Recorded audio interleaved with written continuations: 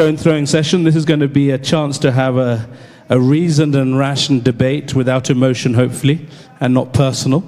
And we're very fortunate to have some great panelists here. So perhaps if I could call up the panelists, and then I will introduce you as you've sat down. I'll give you a moment just to introduce yourselves there. So could I just call you up collectively, and then I'll do introductions, individual introductions as we go forward.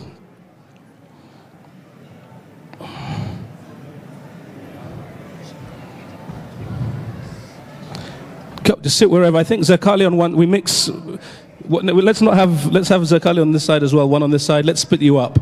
Yeah. Great.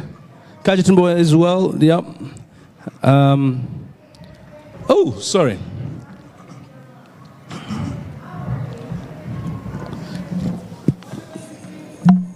Wonderful.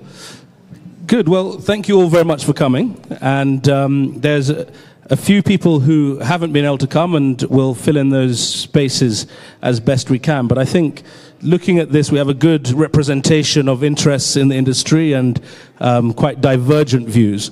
So perhaps maybe if we start with Kajan Boy, just basically a brief introduction of who you are, what you're doing in the industry, or related to the film industry, and just a one line about your view about the subject, which of course is freedom of expression in the film industry vis-a-vis Kenya. Thank you. Thank you. I am Kajetan Boy. I am the chair of the Kenya Script Writers Guild, and I'm also an independent filmmaker. My one sentence on the topic of freedom of expression, I think there is too much curtailing of freedom of expression for us to be creative enough. Good afternoon. My name is Mike Omboro. I work with an organization called Kwani Trust, where we work with young upcoming writers. And we're in the industry of promoting Kenyan, fresh, new upcoming writers. And about today's topic, I think the freedom of film and anything that's produced out of film should come from law there where the writing starts. And as Kwani, we want to nurture and present the writers that will produce the free talking movies that are going to represent the true Kenya. Good afternoon. I am David Omoyo, the CEO of the Media Council of Kenya. We are the custodians of the sacred principle of self-regulation. So our perspective is that film is not a business.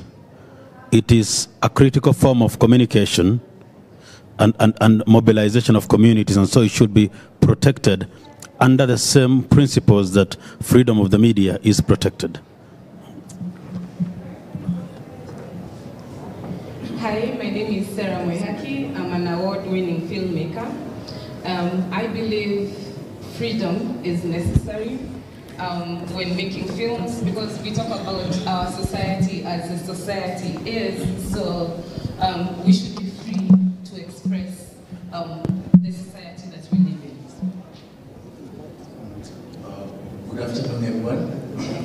I am Dr. Ezekiel Mutua, CEO Kenya Film Classification Board, and Mr. Chairman, in respect to the topic of today, I'll summarize it by a quote that was given by a South African judge in a major media case some years back, early 2000. And he said, the salad of a journalist must have both the oil of freedom and the vinegar of responsibility. And those two must be applied, proportionately. Failure to which disastrous consequences will follow. So I believe in freedom of creativity, in freedom of expression, but freedom must go hand in hand with the responsibility. There is no absolute freedom. And where there is absolute freedom, that is a recipe for chaos. And so what we do as a Kenya Film Classification Board is, I would liken it, I would give the analogy of the road, where there are cars passing, and the motorists have the right to drive home and go where they want to go. But where there is congestion and there is heavy traffic, It is in the interest of the motorists to have policemen manning the road. When you block one another, when you crash, when there's a problem, and the work of the government should just be like that traffic policeman who will help the traffic to flow, not to stop. Thank you very much indeed. I think a couple of things before we start the discussion. Some house rules. This applies as well. We're going to have a section at the end where you can ask questions. Hopefully we'll have 15-20 minutes for that. But both for the audience and for the panelists, I think we're all mature adults, so let's keep the conversation mature, not personal, and try and keep it as unemotive as possible, respect each other's divergent views. I know this is something that gets people rankled a lot. I'm in a unique position that many of you know my views, but as you know, when you're moderating or when you're chairing, your views are not there to be heard. I'm here to make sure it's facilitated and flows nicely. And if you think I'm partial one way or the other, I apologize in advance, and I hope I won't be. I will also, if it's all right, panelists, refer to you by your first names. If that's all right, it just makes life a little bit easier with your permission. So I think the first thing, let's just start, and we will try and give everybody an opportunity to reply to some of the questions, have some discourse. If I do interrupt you, please respect that. It's just purely for a matter of time to make sure that everyone gets a slice of the clock. I think the first question, and Ezekiel, you touched upon it, is would you all agree that freedom of expression is a cornerstone to our democracy, but it is not an absolute right? And perhaps, Cajun Boy, if you could start with that. And if I could, as you answer that, if you happen to agree that it's not an absolute right, what limits should the authorities, the state, the laws put on that, if any? Thank you. In my view, the only limit on freedom of expression... Can I interrupt 1 second? Sound-wise, I think this side we have stronger sound than that side. Is that something you can correct? This is already the censorship starting, I think. Hello. Is that better? Can you hear what they're saying equally now? Hello. Hello. Better? Better? Better?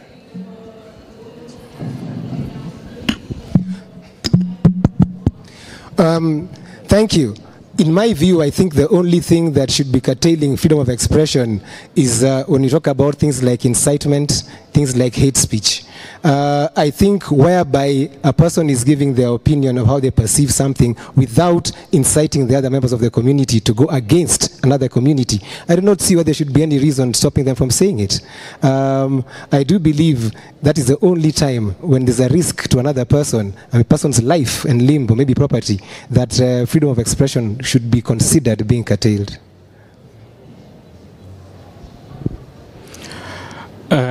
I agree with Kajetan fully, but also just to add, when it comes to creating any content and you want freedom to start from the low level where the writer is writing a particular concept, and most of the time I always tell filmmakers that the content that comes from your film always comes from the surrounding that you live in.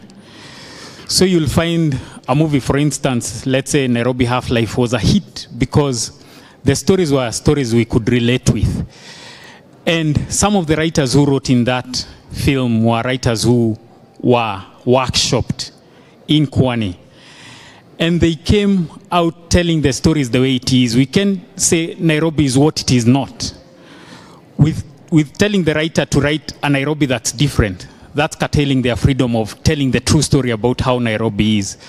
So I think as content creators, the writers, they should create content that tells the true story, and the true story of Kenya, which we can all see and see in movies, should never be stopped from being showcased to the people who are being targeted by those writers and filmmakers. Is it better than that one? They say that, of course, freedom without responsibility is the prerogative of the harlot. I don't believe that anymore because I think harlots have more responsibility nowadays than any other freedoms. But the Constitution that guarantees freedoms of expression, of broadcasting and production of any content also specifies when that freedom can be curtailed. So I would insist that in case you want to curtail or regulate that freedom, you stick seriously to the Constitution, such that if you draw freedom from the Constitution, also if you want to regulate, stick to how the Constitution says that should be regulated. Because they also say that one man's meat is another man's poison.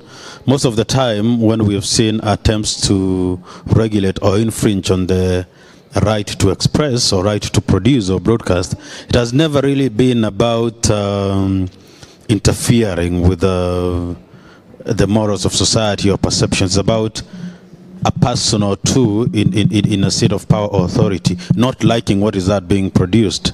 And I think that if we stuck to fidelity to the Constitution, the supreme law of the land, the issues of allowing freedom of expression and when that can be regulated is very clear. But most importantly is that you build the capacity for these producers to self-regulate, and so that we have very, very few cases where you have to come in and really remind them. Just like in football, the referee blows the whistle a few times, but all the footballers or the people in the pitch know the rules already, so that the guys know what they can do, what not to do. They know when to get on offside and all that. And I think in this, in the film industry, we should just build the capacity, and I hope our hosts here understand, build the capacity of all the producers to understand the rules of the game, so that we have less of us coming in to blow whistles and show red cards around the creativity field.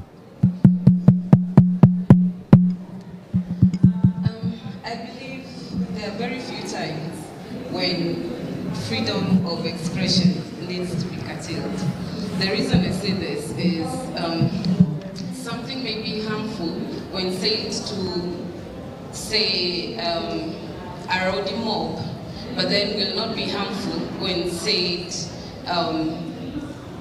in a panel, let's say, of friends or something. So usually, if it's going to cause harm, then, regulate it.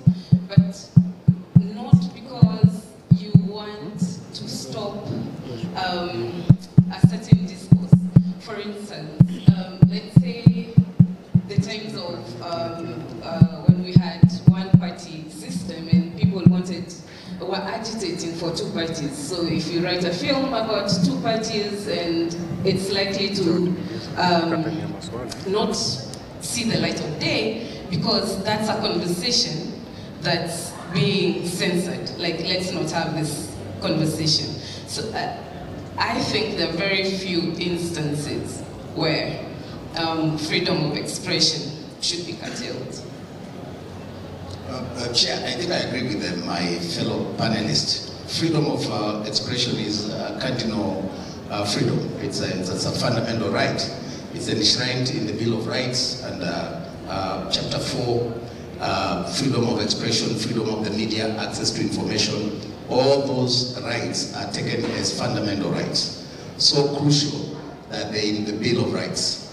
And so I think we must agree with all of us, that the panelists seem to agree that those fundamental rights must therefore be curtailed in very clear parameters and in line with the Constitution.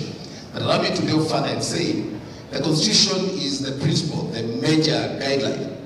There are always laws that operationalize the Constitution. And those laws could have provisions that are thinking about the wider good of society, drawing from the major principle. And sometimes they can veer off. It happened with the Computer Misuse and Cybercrime Bill, where people went to court. They thought certain sections of that law were unconstitutional. They were actually suspended by the court. To the extent that we have a recourse in the courts of law, and we can seek, justice and clarity in interpretation of the laws operationalizing freedom of expression, we need not get worried unless we don't believe in the Constitution, or we don't have the capacity to exercise that right, number one. Number two, the philosophy behind the law is to protect the citizens. And I'll repeat the analogy I gave of the road. The traffic policeman is not there for their own good. In fact, they would rather they are not on the road unless they are taking bribes. It's not an easy work. They are there for the motorists to ensure that there is smooth flow. And the government anywhere in the world exists to harmonize or to regulate the existence of human or the interaction of human beings or citizens. And therefore there will be laws that sometimes delve into those fundamental rights. The courts can call us to order where we make mistakes. But let us agree that we all pay allegiance to the Constitution. It is the guiding principle, but the operationalization laws might have issues on interpretation, and that depends on one party and the other, a lawyer and another. The court of law will determine what is constitutional and what is not. Good, thank you very much. We're going to go now into the stage where if somebody says something which you strongly agree or disagree with, do courteously inform them and let them know so you can counter that view or avert to it. I think something has come out very clear. We all believe in the Constitution. We believe in the fact it's a paramount document in our democracy. And the one thing that's come out very clearly in terms of this particular discussion on freedom of expression is the Constitution is very clear as to those times when you can limit freedom of expression. If I remember rightly, it's propagation of war, propagation of violence, propagation of hatred, vilification, hatred, ethnic hatred, and hate speech. Those 4 areas. Now, parking that aside, because I don't think there's anyone in this panel. Can I shed some light? Yes. Article 24 of the Constitution provides actually for further limitation. And it says if you want to limit some freedoms, you know, as you operationalize the Constitution, it gives you a leeway to invoke Article 24 and introduce limitations. But it's very clear. They must be justifiable, reasonable, you know, they must be well thought out, and there must be public participation. In a democracy, the majority have their say, or their way. The minority have their say. This is how democracy works. And I do know, Chairman, if you want to be very specific to our area, you can make films, you can express yourselves as creatives as openly as you want. You know, as openly as you want. But there will be a regulator who will say, oh, things you have overexpressed yourself. They must speak to you using the law and the Constitution. If it's an existing law, don't blame the messenger. We need to change the law.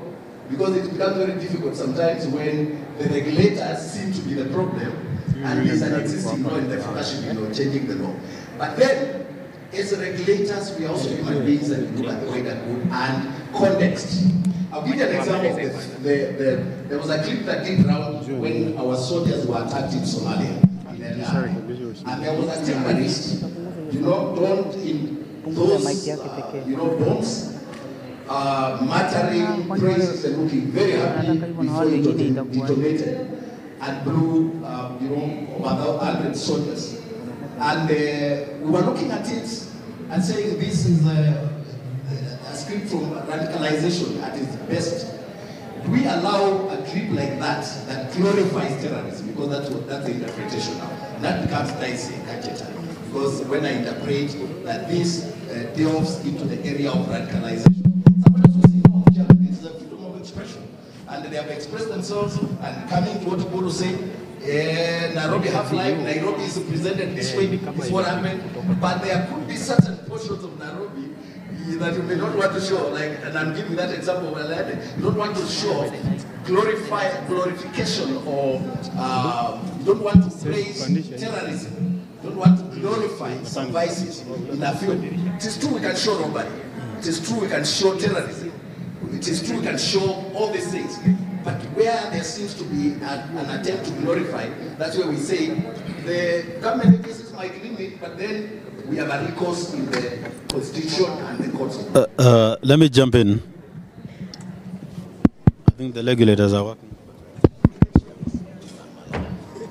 Could we get another microphone? Could somebody take this microphone and do some surgery on it whilst we're talking? The regulators are working, but we have a very thin line. For example, in the field of journalism, we talk about commitment to the truth. Did it happen or did it not? If it happened and you want to stop it from being shown, maybe it's justification that the people who did it will be happy that we've shown it. I don't think you're justified because it happened. You're now trying to conceal the truth. So you talk about Nairobi Half-Life. I have not watched it. I don't watch much. But I mean, are there parts of Nairobi where that takes place? Yes, there are. So refusing to show it, well, does it mean it stopped happening because you have not shown it? So they're all issues about, yes, you want to regulate, but if it is the truth, it is the truth. So if you could say, we have had a long discussion the past week that people are not dying, and we have all those threats and all that. I wouldn't want to get into that. The question is either whether we have famine or not whether we put it in the media or not. So it becomes a very complex issue. We did an analysis yesterday where we spoke about whether the figures are there or not. So you say by showing people dying, we are shaming our country and all that. But they are dead anyway. And dignity, what is the dignity of a man who has not had a meal for 10 days anyway? So you can put them wherever they are. So I think sometimes attempts to regulate turn out as attempts to conceal the truth. And that then goes entirely against people whose commitment is to truth and facts. And by the time we are thinking about regulating. Can you hear what he's saying? No. By the time we are talking about regulating, which is going to take a long time before we decide we are not going to show that movie, there are people who are pirating the movies. And there are people who are already watching it, which means the creative person who created that content won't be making money at that particular time, which makes them feel so frustrated and they lose hope in the country where they should be making more money. And that's why they go out there and market their movies outside Kenya. But inside them, that's not their feeling. Their feeling is, I want this to be shown here. I want my people, I want my family, my friends to watch it. And I want to make money from the people who are watching it. So by the time we are thinking about regulating, let's also think, what impact does it have to that content producer, that filmmaker, that person who's invested so much money in creating that particular project? Because maybe that's why we don't even have some of our friends in this panel, because they feel this is not the panel they wanted to be in. Wanurika here was supposed to be here, why is she not here? I know she'd have loved to be here. Maybe she feels this is not my space. She goes happily discussing her film outside Kenya, then she should be happy maybe discussing it here. We don't know unless we ask her. So we should also think that when we are thinking about regulation at the same time. Good. I'm going to hang on to this purely because this is the driving wheel, steering wheel. We're down to one microphone now. So whilst we're doing this, could you put up your hand? This is like church. Could you put up your hand if you've got a seat next to you that's free? We're not taking up a tithing. Just put your hand up. I know there's a lot of people standing at the back. Keep your hands up, please. 1 second. If you've got a seat next to you. Great. I think the fact we've got so many people here is a reflection of how important this issue is to everybody. Ezekiel, back to you. Yeah. Chairman, I wanted to come back to what David said, and I'll talk about public interest. Filmmakers and journalists do not exist for themselves. They exist for the public. So, Wanaguru, if there's an overriding public interest, in fact, even the Code of Ethics and Practice of Journalism that David oversights, says the fundamental duty of a journalist is to write a balanced, actual, and a fair story on matters of public interest. And so the overriding public interest for the creative is fundamental. However, the reality is also that we have a culture and we have the wider good. And the wider good is not just determined by the journalist and the filmmaker, it's also determined by the government for harmonious existence of communities and people. Let me give you an example of the Americans. You will never see the blood of an American on TV. Reality is, they die like all of us. During September 11th, they were affected like all of us.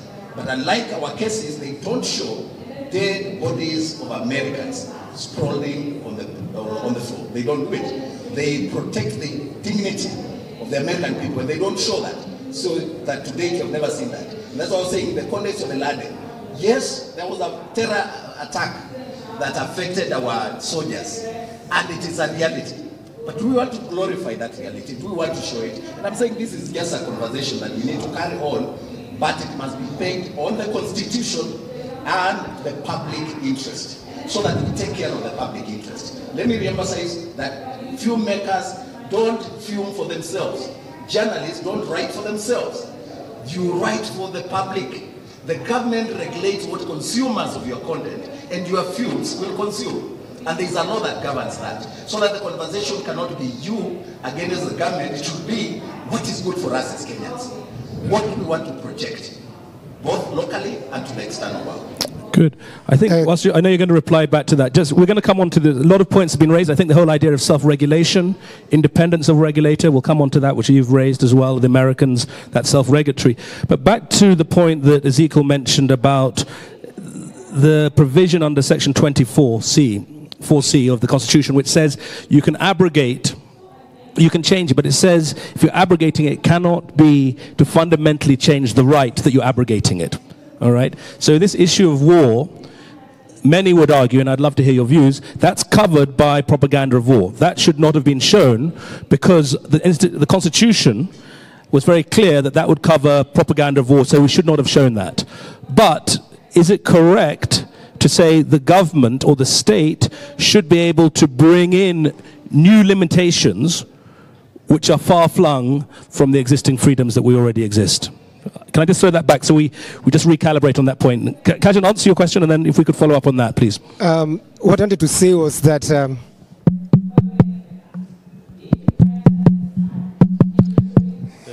money has been poured. Do take David's for the moment. Well, I think it is wrong to use... Can you hear him at the back? No. We're down to one microphone now. Is there... Could we perhaps have somebody from KFC up here just passing around the microphone? Because they're now silent on that side. It's just rather appropriate considering we're talking about freedom of expression. Are either of those working? Maybe take those two for surgery. Thank you very much. I'm sure that terrorists and people spreading propaganda and pornographers do not go out to see licenses for KFC. It is unfair to punish the hard-working filmmaker by making conditions so difficult. The people who bring these laws don't bother at any point. Please.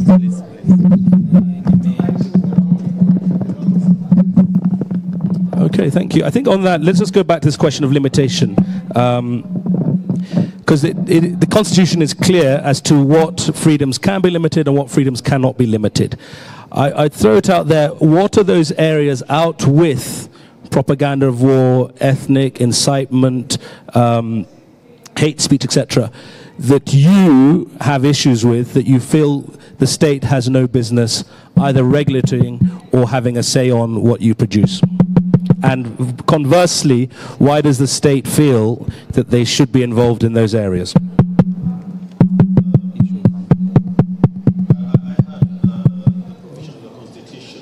When certain rights can be abrogated. I'll take an example of the United Kingdom, involved. where they have a special memorandum of understanding between the media and the security agencies, where the country can mutually agree to temporarily, for example, suspend live coverage of a terrorist sin, or to avoid continuously revealing. Maybe the police are doing investigations. This is a D letter, the D letter you're talking about, where you, as a newspaper or media house, you apply to the court and say we need to show it for public good, in-camera sessions, and then you can or cannot, depending on what. What they have is they have a committee made up of the security agencies and the media. Yeah. It's a committee that then determines that. In this case, we are going to withhold certain freedoms of the media because either the police are doing investigations or it's an active shooting incident and all that. And that is usually mutually agreed. It's not government that comes and determines. It's mutually agreed that we have these reasons and we're going to. It's just like when you say police line do not cross. We will give an update for 1 hour. We may not broadcast live because a lot is happening and all that. That is mutually agreed that people have. And I would think that such issues like what values and national pride. It's not a regulatory matter, really. It's about building a culture of pride and patriotism, and people really appreciate it. The Ubuntu they speak about. We cannot legislate patriotism. We cannot legislate even good values and morals. Really, you can't.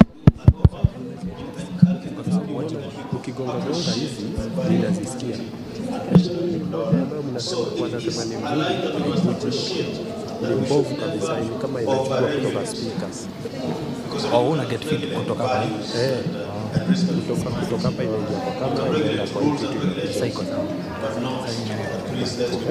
Hold on please. Okay. Can't take someone to court that they were not patriotic because they showed a scene of a dead policeman. But if you have put in the sense of values, know that then people will appreciate and respect for the dead and all that. And that is there are no laws that you cannot show American episodes and all, but there are certain sets of values and understanding that they have between the White House and the Green Board. But certain matters that are not, you respect privacy and families and all that. So the challenge is not overriding, but encouraging the values. Great. Sarah, you got some thoughts on this? I was going to add, hello? Okay, so I was going to add on, like from Nairobi Half-Life, we were scared at one point. Closer, like that? Okay, so from writing Nairobi Half-Life, we were scared if the film was going to get a release in Kenya because we were telling a story that did not show Nairobi in good light. But this is the reality. This does happen. We are not saying there's no rundas and what have you and good, nice things happening, but this is the story we chose to tell.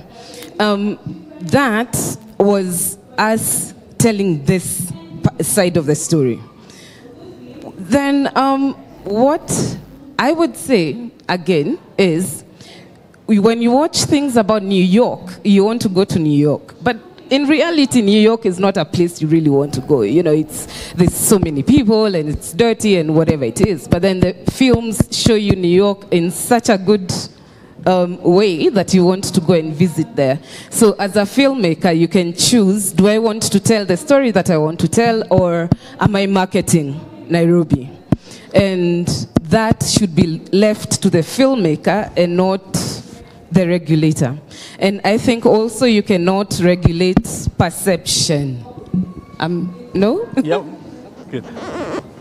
Thank you for that. Just, I think, important for the audience to know, we're going to involve you very shortly.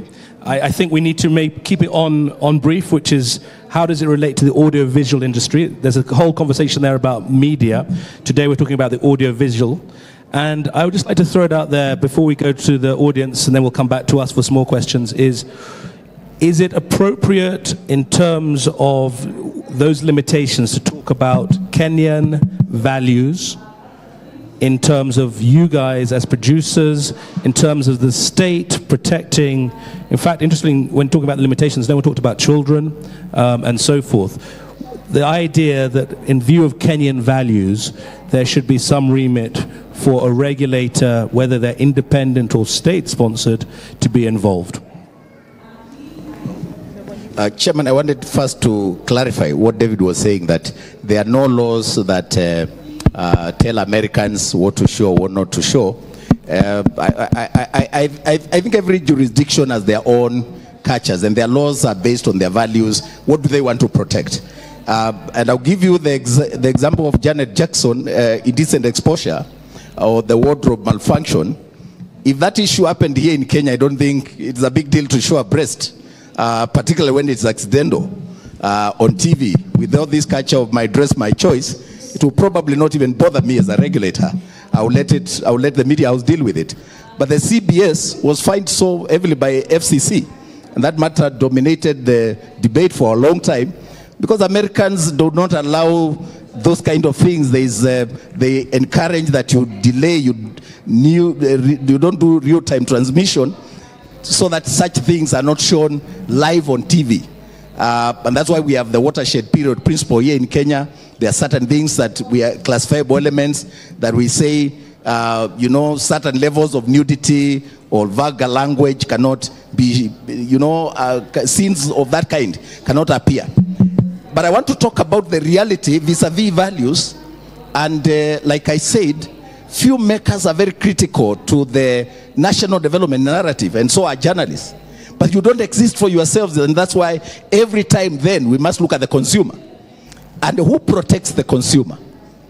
The government anywhere in the world exists to do three things: to protect people's lives, property, and the values. And I do know that a lot of us don't want to look at the issues of values, but I can tell you the entire narrative about corruption, dishonesty, the senseless murders that we are seeing, they all have to do with our values. And therefore, film and the media should be encouraged. You may not want to put it in the law, and you may not want to curtail that freedom in the law. And we must all be captives of our constitution. But we must speak about where do we want to go as a country.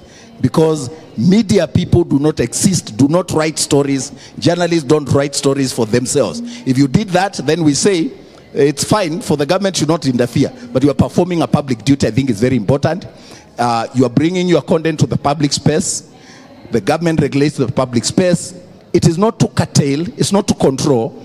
And I think the conversation should be around, Chairman, should be the thin line between regulation and control. There will always be regulation.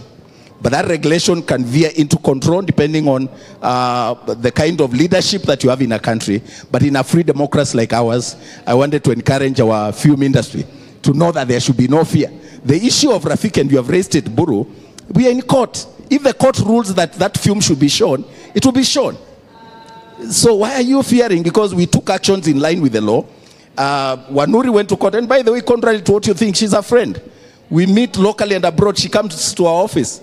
She is not an enemy. You are not an enemy. And there are no enemies. We are existing for you. And we are paid by your taxes. So we must also recognize that we are actually serving you. And so when there is an issue, let us change the law. Let us all collaborate, and quickly, like review of Cap 222, let us all collaborate and change it. So that the thin line between regulation and control is what we are looking at. But please always appreciate regulation, because if government pulled out, you'll have anarchy.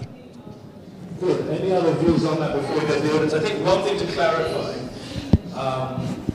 is the idea of who regulates. And I think there's a lot of confusion. Is it Communications Authority? Is it KFCB? Is it MCK? Is it independent bodies? Is it the courts? And also, obviously, under Section 34, when it talks about the freedoms there and the right to regulate them, it's very clear, as global best practice, it should be an independent regulatory body. Do we have that? Should we have that?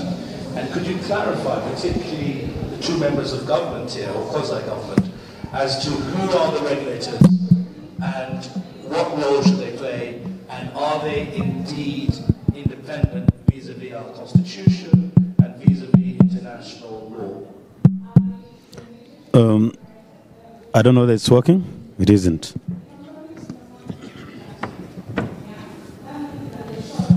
One thing that I know clearly is, excuse me, I spoke earlier about aligning everything we do to the supreme law of the land. I can speak here without fear of contradiction that the regulatory agencies and the subsequent acts and gazette notices that have come out are in total contravention of the Constitution.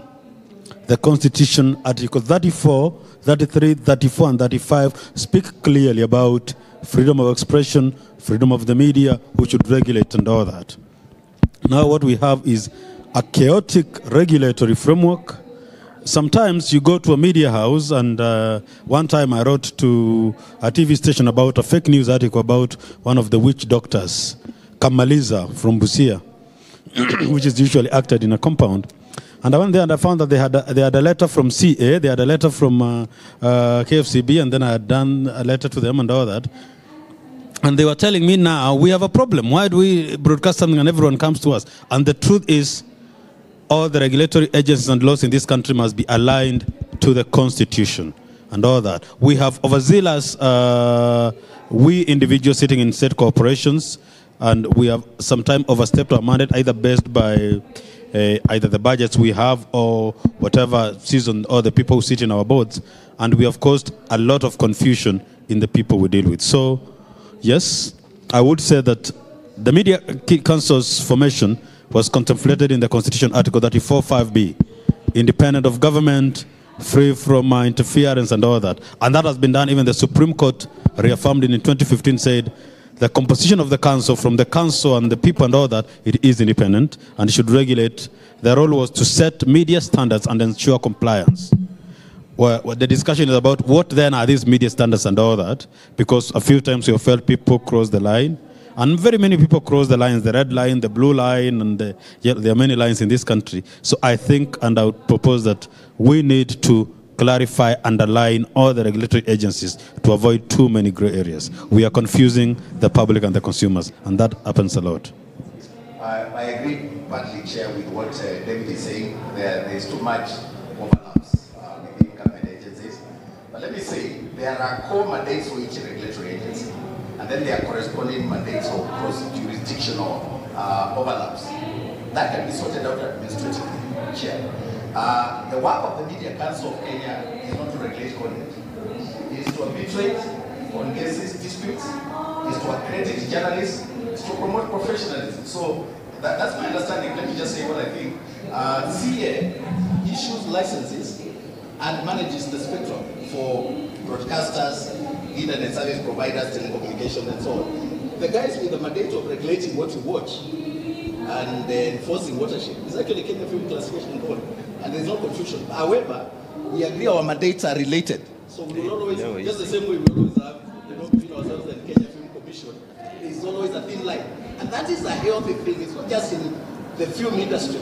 You'll find it even among, I remember one time, CA, Communications Authority, and the competent authority had to go to court on the matter of market dominance, and the matter to be decided by court. It's not unique.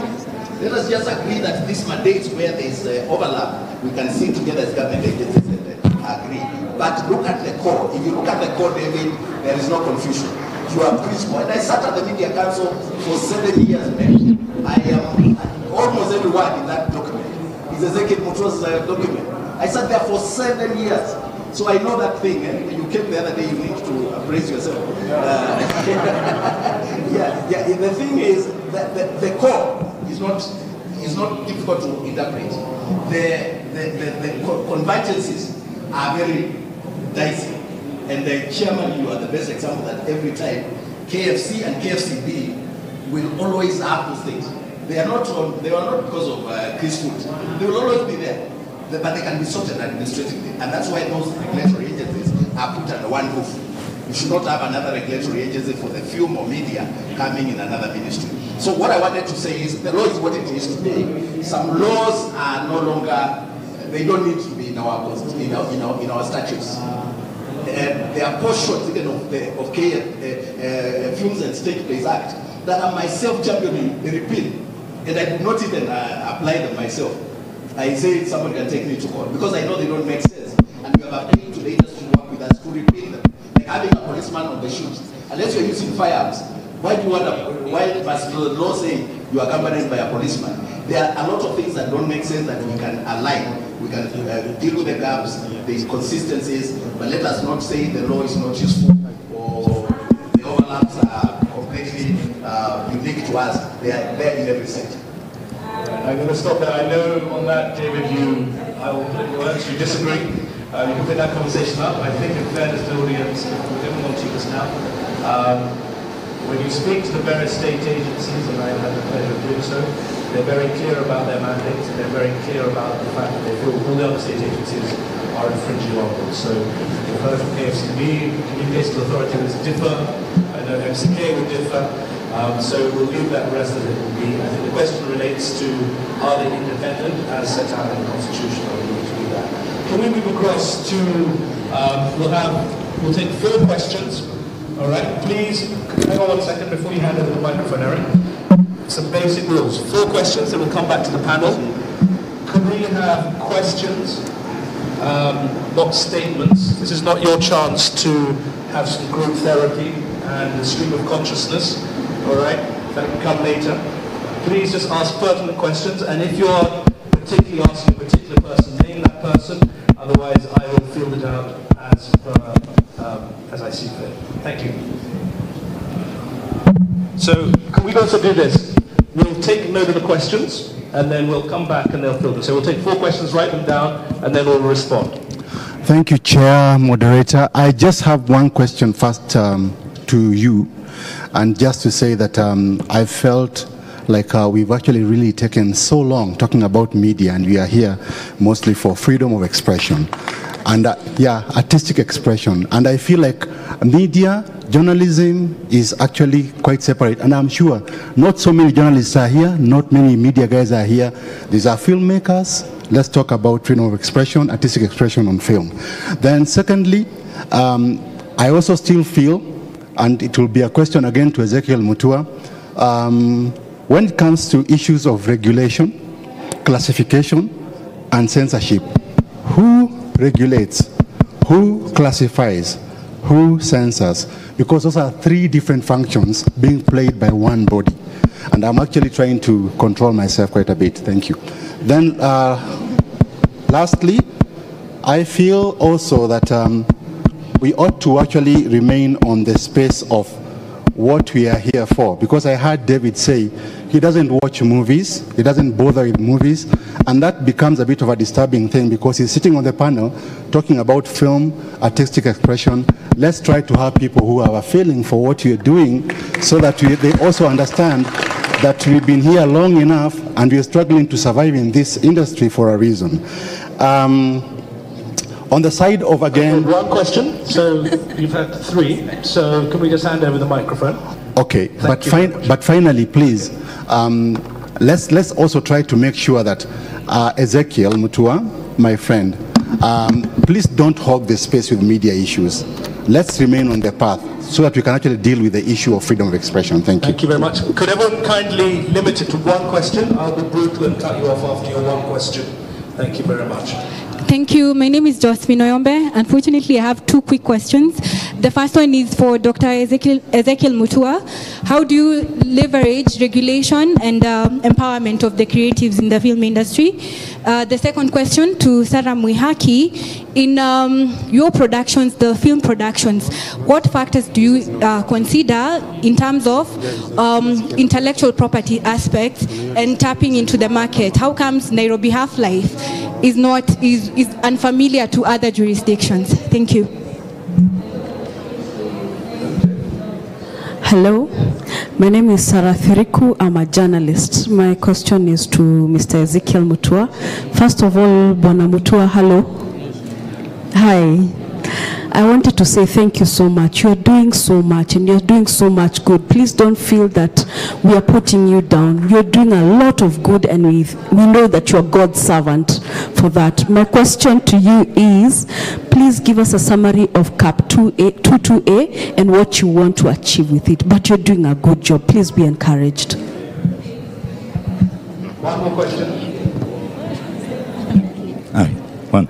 René from Audiovisual from the French Embassy. I just want to say that freedom of expression is a fundamental right in my country, and I don't think that France is a decadent country, as far as I know. Mr. Mutua, you gave an example of some footage that you saw with a terrorist smiling and being happy after killing people, and you say this film were glorifying. That's your interpretation. I think that showing this guy being happy after killing people could be even showing him as a monster. So the way you say it's glorify terrorism, no, you might be wrong. This is the way you interpret the picture. That's a first point. Second point, just a few words about Rafiki. I was in Cannes, you know me, you know that France supported this film. There was 8 minutes of standing ovation in Cannes for this film. And I'm not Kenyan, but I can tell you that the whole of Kenya should have been proud of having a film at the Cannes Film Festival for the first time in history. That's really a shame that the film was banned in its origin, in its country of origin, because really even when the film was screened here for the 7 days, I came back again for seeing the film, and most of the people leaving the hall was wondering why the film has been banned. There is nothing in this film that really deserve for the film to be banned. It's a love story, and the film is just a mirror of what is the Kenyan society today. So that's what film is. Film are reflecting the society. It was said by those people here. So that's what I wanted to say. Good, thank you very much. We'll come back to you. We're going to let the panelists answer that. I think just to deal with that general question about media, I will try and steer it on to film and TV, but please be aware, audio-visual is not limited to film, all right? So if we park media, we'd also have people saying, hang on, I'm a photojournalist, and this is my forum as well. So we'll try and be as balanced as we can on that. I think let's just do, well, I'll throw it open to the panelists. If there are any particular point you want to deal with it. If not, at the end, I'll farm it out again to somebody. To reply to the gentleman who said that I don't want movies, so I shouldn't come here, maybe we need to understand what is the overarching principle that makes everybody come here, the freedom of expression, from which then the freedom of the press come down and all that. I will go back to what I said here, that anything we do must be anchored in the Constitution. Article 34(2) says the state shall not exercise control over or interfere with any person engaged in broadcasting or production, circulation of publication or dissemination of any information by any media. So it isn't about the media and all that, it's about, I think filmmakers are engaged in production and circulation and all that. So if we stick to that principle, we will not bother whether it is, because then the TV channel becomes a media, the cinema halls are a media, the YouTube and all that, or those who want to do streaming and all that. But if you stick around the principle that the state, or rather the regulatory agent, should not interfere with, remember the word is interfere with, unless as defined, we are breaking, it's about violence, glorifying violence, and all such matters. So I would like to stress that we are in agreement, and back to what we said, that the Constitution was very clear. It really contemplated, because there was a lot of public participation, about how people should express themselves via any media anyway, and that window when that can be interfered with. I think fidelity to that should be very clear, so that then the media of dissemination, whether in cinema halls, on YouTube and all that, is really secondary, but the content is the principle around which I think we're gathered here. Because I don't think that, because by getting that media, then we can get the films either screened in cinema halls or shown on a lot of free-to-air channels now that are licensed on digital platforms, or even put on YouTube and whatever. So the principle of freedom of expression now covers all that. I also believe that they talked about the government agencies, that they have issues between themselves who's supposed to do what. I believe that when they are doing that, the time they should be taking with the filmmakers to know, some of the filmmakers that are in this hall or in this country, or some who are just in the village, are people who don't understand the laws that are required to be followed for them to do whatever they want to do with their film. All they have is content, and the content they have, they want to produce. But the infighting between them, they should take that and resolve that. And by the time the filmmaker or the content producers are creating something, the agencies should be also involved in training and helping the filmmaker, the content provider, to know what are the requirements of doing any movie in Kenya. Not at the end of it, when they produce something, that's when they are being told, no, this one can be shown here. That one will kill the morale of any upcoming artist or any upcoming producer who wants to build something or even create a movie in this country. Might I try to understand how there can be such strong enforcement of a law that everybody agrees is contrary to the Constitution and is archaic? I try to understand that, and I still cannot reconcile that, and how overzealous enforcement of that law is supposed to help an up-and-coming filmmaker. Once I reconcile those two, I think I'll be in a better space.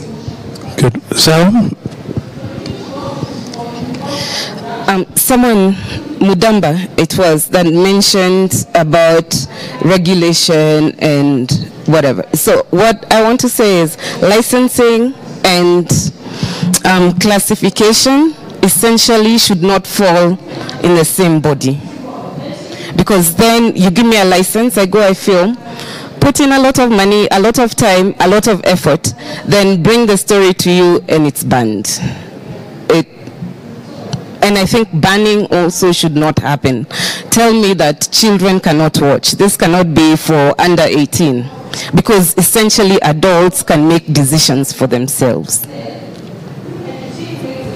And I think Sarah, you're right. Safe to say that the law is what it is, and in fact, I would be sued by other. And you've had your namesake Sarah, who has praised us for doing a good job. There are many other people that all have different opinions. And so when we are looking at our stakeholders, we really treasure filmmakers, and we really support. Katichani, you'll agree that we are not as bad as you want to make us look. We really try as a regulator, because we exist for you. There is no regulation if the filmmakers are not producing. The thing is, we have a law, and that law is not made by Ezekiel Mutua. I found it. In fact, I'm trying to make it better. I'm trying to be more accommodating. If you see the work we've done, when I go to KFCB, we unbanned, the Wolf of the Wall Street, 50 Shades of Grey. I allowed the sequel, or I managed to lobby that we look at the sequel, 50 Shades Darker, in a different light, because the storyline was evolving, and allowed it to show in Kenyan theaters for adults only. But like I said, the limitations, interpretation of the law will always, again, be based both on the Constitution and the law, but also on the individuals who are applying that law and the administrative operations. And if there's an issue, we can always seek solace in court. And I think we should not beat ourselves too hard about the regulation, because like the case of Rafiki, it's a classic example. Where your rights are violated, you go to court. I talked about the computer misuse and cybercrime bill was signed by the president. 2 weeks later was injected by the courts. It is always the practice of democracy. Peter is concerned about regulation, classification, and censorship. And I will say, yes, Peter, we are alive to the fact that CAP 222 is not really in the best form. Some of the sections, and I've said it myself, need to be looked at, and we are engaging in the process of reviewing that law. We are almost at the tail end, and then we'll open it up now for public participation. We've gone through stakeholder engagement. We have had different views, but like I said, we have different stakeholders. We have filmmakers, we have the consumers of the content, and in fact, as a regulator, our main focus is on the consumer, particularly children. And so there's a sense in which all of us must work together to make our laws better. I agree that probably we need to remove censorship. And in fact, we are evolving. If you remember, we used to be Kenya Film Censorship Board. Our counterparts in Nigeria, they are called Censorship Board. And the Nollywood is bigger than Kenya's. It's not really about the law or the lack thereof. It's about how people want to engage. It's how we want to build the industry, by reasonable engagement, by being accommodative of each other's views. Because in Nigeria it is censorship, and Nollywood is the leading film industry. So it's not about the law. I would say we also need to change the way we engage with each other. All of us, and I'm not saying that we are not to blame in the government. There are things that we have not done right. We keep correcting ourselves. We do a very serious SWOT on ourselves and analyze the decisions that we take. And there's always a mechanism even for appeal in CAP 222, and this goes to the question for Sarah about CAP 222. When we make a decision, the minister is actually invited to look at the decision, and you can appeal to the minister. I've been to at KFCB for more than 3 years. I've served under three different ministers, and none of them has ever brought a decision that he thought we took against the law. So these things are about engagement, interpretation, but the reality is we have a law called Films and Stage Plays Act that allows the board to do three things, and this is where censorship comes in: to approve, deny approval, or recommend excision of certain portions of a film. That's the way it is today. Going forward, I would like that we go the way Sarah is saying, that we remove the element of saying Wanuri should have deleted this, but restrict it to adults. And I think that's, we are open to those. We want to listen to the other people and tell us, in the light of Kenyan culture and the other statutes, whether we want to allow films that promote gayism or homosexuality. That is a decision for Kenyans, not KFCB or Mutua. And I cannot even make that decision because you can sue me, and Wanuri has gone to court and we are waiting to see how it will go. Thank you very much for that. I think before we go to the panel, I want to come back to you, the audience. I think one film which touches on many of the pertinent issues that you're here today is obviously Rafiki. And I haven't mentioned it till now because I don't want us to be focused, you know, a one-trick horse in terms of, a one-trick dog in terms of what we talk about. But I would like to ask the audience a little statement from each one of you, not each one of you, maybe 5 or 6 of you, because I know it's very diverse, all right, in view of the following. One, what the Constitution says about freedoms, particularly freedom against discrimination, dignity, conscience and opinion, freedom of expression, and freedom in the media on one side. All right? 2, linked with this whole conversation about Kenyan values. And it's always interesting when people say X is doing the work of God. We have different views on that. All right? Ezekiel, you know that. And I would like to... we're all doing God's work, but we differ on how we're doing God's work. I would love to ask you guys, what is your view on that? Particularly from an artistic point of view, do you feel the state has any role in that discussion? And specifically distinct between fiction and non-fiction? Should the state be involved in that? And if we could have five statements on that, I don't need a question, and then the panel can respond to those. Keep it short. If you go on a rant, I'll ask them to take the microphone away. Just keep it short. We know it's a nuanced conversation, but give your one little view about that, particularly fiction, non-fiction, constitution, and your scripts. Hello, good afternoon. My name is Nick Njashe. I'm a filmmaker and also work for Machawood. I think my comment and maybe question about freedom of expression, especially through film, is this thing that we call national values. Is there a booklet that explains what national values are, and can that booklet be made available to all filmmakers so that we know when we are making a film that is going against the national values? The second thing is it's not African. Is there a booklet or some law that says that this is African and this is not African? Because again, all this information will help us make decisions, even as we write scripts, because this will educate us, and then we will know, oh, I can't write about this because this is not African. I cannot put this in here because this is not a national value. So those are the things that we need defined, because these things are thrown out always, everywhere. And then my final comment is this: fiction is normally created from what we see around us. You cannot write about something you have not experienced. So when you write, you delve into yourself, into your surrounding, into the people you see, and you come up with a script. It's a reflection of society. And regulating that reflection of society, I think we're doing a disservice to ourselves, because we are hiding. We cannot say that I am not white. I'm telling you, I'm not white. But I cannot tell people I'm white, can I? So we really need to speak truth. Lastly, I think we veered off the subject. When I read the booklet, it said that we shall be speaking about freedom of expression in film making. And I think we veered off that. Okay, thank you. Okay, thank you. My name is Tony Mwite. I run Clark and Hampton TV content and film distributorship. Mine was a question which was there previous before your suggestion. I would like to know, because we're talking about the classification, if we can have an idea of the volumes of films that have been classified and how many of those films have been banned, so that we can know the effect of if there's any cause for uproar or not. I'd like to know at what percentages are we dealing with. Thank you. Thank you. Any other statements on artistic freedom? Hi, my name is Arnold Mwanjela. I'm a filmmaker, writer, and director. Just to comment on what you asked about the role of the state and our voices. I think my question is, what if I am the solitary voice against what I think is unconstitutional, or what I think where I think the Constitution is wrong, or where I think the national values are wrong? What happens to my voice against this tyranny of the majority that you speak of in terms of the democracy? So how would the state protect my voice, given that I am a Kenyan? That's my challenge. Thank you. One final question, please, or statement.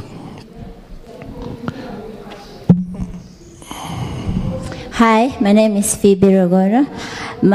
I'll just make a statement. My point is that constitutionally, Kenya is not a religious state. So if Ezekiel Mutua is actually working for God, then maybe KFCB should be in the theological department.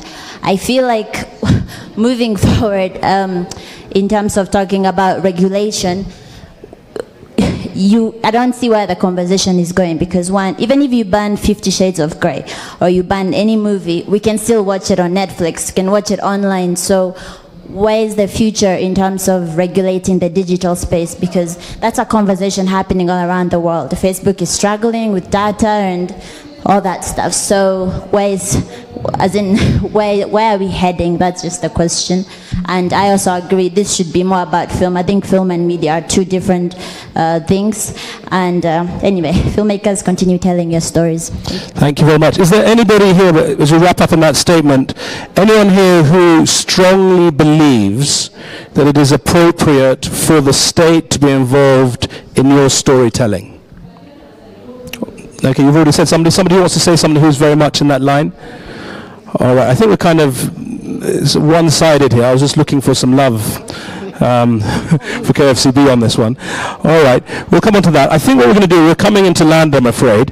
What I'd love is to go through the panelists. You've heard those statements. You've heard some of the previous questions. Could you limit it to 2 minutes maximum on, even 1 minute actually, because we're so short of time, on any of those statements that you really agree with or disagree with, or anything to one of the panelists that they have said that you agree or disagree with?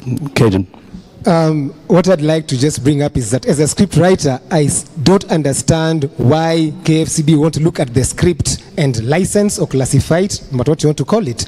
Because as a filmmaker, you realize that the script is a blueprint. There's going to be the input of the director, the input of the actors. I might write a scene that reads the couple kiss. The director might interpret it as a passionate kiss. So that if KFCB really want to classify a work, let them classify the finished product. It is a waste of time, energy, and effort for us to bring in a script, which we all know is just a blueprint. It's going to be added on by very many other factors of production. So that would help if they could just concentrate, if they must, on the finished product. And as we regulate, I also want to say that we also need to move with the times. Times are changing. We are now on social media. 10 years ago, when we were doing the International Film Festival, there was no Twitter. But now there is Twitter, there is social media, there is YouTube. People can share movies. Dress codes are changing. We can tell people do movies in shukas because that's culture. People have seen many things. People have traveled and people are seeing the life changing. So the filmmaker of today is not comparable to the filmmaker of 10 years ago. So let them have the freedom they want to express in their movies. Let them write the way they see things as. Their movies will have Twitter handles in them. Their movies will have people conversing in different languages compared to 10 years ago. So the freedom also should change with the times as they come along. Because even people are watching movies everywhere. You don't have to watch on TV or on big screen.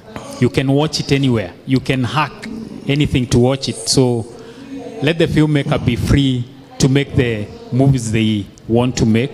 And the upcoming writers and filmmakers, let them have the freedom to make and express themselves the way they feel like. Okay, thank you. Let's try and keep it a little bit briefer. Sorry, David. Yes. My word to the gentlemen and ladies film producers, and including KFC, we have to agree that the challenge in filmmaking in this country is not regulation. We need a fund, we need capacity, we need training, we need exposure. Forget about regulation. This video is itapita too. I mean, even technology is declaring most of us irrelevant. Guys, go out, think about how to get funds. As a challenge here, Chair. You're going on the KFC and KFCB. create funds, create marketing channels, create distribution channels, and let's not spend too much time speaking regulation. We can always override this from time to time. I think we agree that, about the 4 out of 5 scripts that were stopped, I think 4 of them got cleared somewhere. So I think regulation is not the challenge here. It's about facilitation to produce, be creative, and market. Let's put more energy in that and stop. Good. Yes. Freedom of expression is crucial when telling our stories, be it film, be it media, like a news piece. And then also CAP 222, we all agree is archaic and it should not be used. Let it stop being enforced. As we all agree, it's archaic. That is so strange. It is your law. CAP 222 is not a creation of KFCB. It is the law. The sooner we realize that laws are not there to control, they are for our own good. And I want to come to what Tony was saying, the question he asked, because I think it's substantive. The numbers do not lie. So I want to dispel the fears that we are overregulating, to the contrary, or killing creativity. To the contrary, not at all. Banning is not a unique case to Kenya. But let me come back to the statistics first. Last year, do you want me to answer? 1 minute. Last year, we rated over 1,000 films submitted to us, over 1,000. We licensed 519 films, collected money from the license. There are statistics we can back up with other agencies, including the money we gave to Treasury as A&A arising from regulation. We banned 1 movie. In fact, we have banned only 1 movie for the last 3 years. You talk about over-regulation, I think you live in your own world. The truth is, CAP 222, perception about it being archaic can only be addressed through review. But the law exists. It's like saying you don't need a traffic police. He will be there and he will arrest you. I will arrest you if you film without a license. Thank you very much. Happy note to end on there. Thank you very much, Ezekiel. I just want to say thank you very much. I'm afraid this conversation could carry on. There's so much to talk about. I hope it stimulated some thoughts there. You've heard both sides. I think you've all got various views on that spectrum as to where we ought to be and where we should be. I just want to thank our panelists. Thank you very much. You've given a sober view of the overview of this. Thank you, the audience. Could we have a round of applause, please, for our panelists? And I think we've been asked to move on because the next show is coming in. But thank you all very much for coming. Thank you for your questions. Thanks for keeping it civilized, and enjoy the rest of the market. Thank you all very much.